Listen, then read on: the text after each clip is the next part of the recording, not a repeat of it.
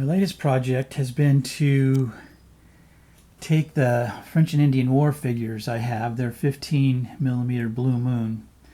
And I had them all based so I could play sharp practice. And we did a lot of games with that when the kids were younger in my school. But I've developed a new rule set called Rising of the Clans.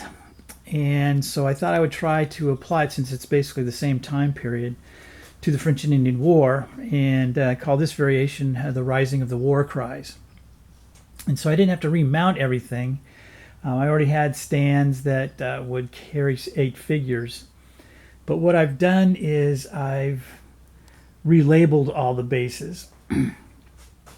So instead of like with the 28 millimeter, 25 millimeter collection, where the regiments are based on 24, 20 or so figures, these, each stand is labeled basically with 8. Now you can combine them into regiments, which is much more effective, but then they can break off into little individual companies or whatever.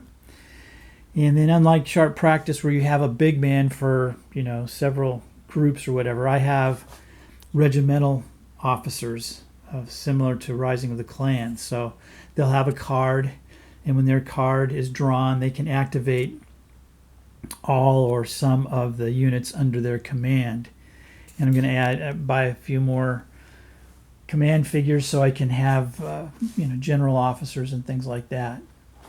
So this is a typical French regiment. It's got 4 companies, and there's their commander right there.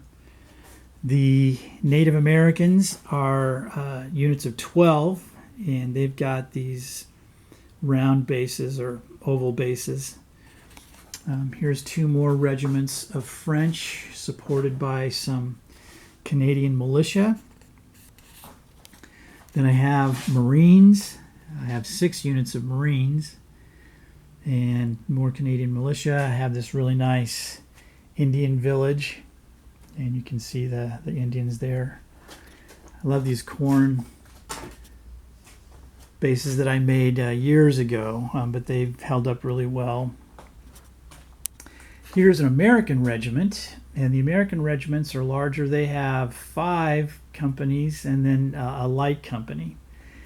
And unlike Rising of the Clans, because there was so much skirmishing and things like that, all these units can go in, or especially the light companies can go into what's called open order, which makes them harder to hit, but less effective when it comes to melee and firing their own.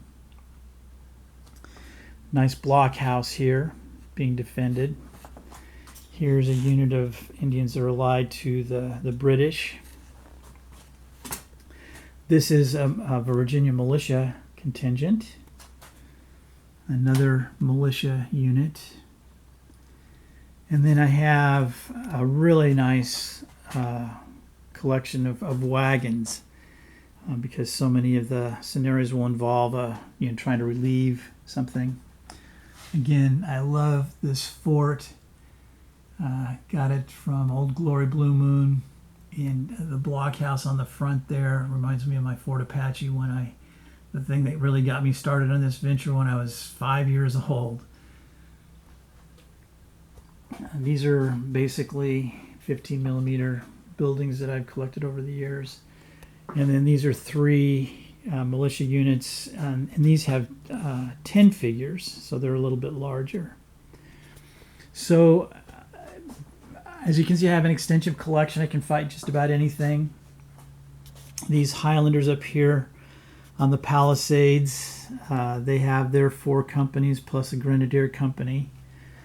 And there's Monroe there in the fort. You can see the bases there if needed, but right now they're just all up on the Palisades ready to defend. So been a very rewarding project. I'm enjoying it, and we'll try the rules out probably next week when I have cards made for each of the leaders and see how it works out. But anyway, thanks for watching. Have a great new year, and we'll see you soon. Bye now.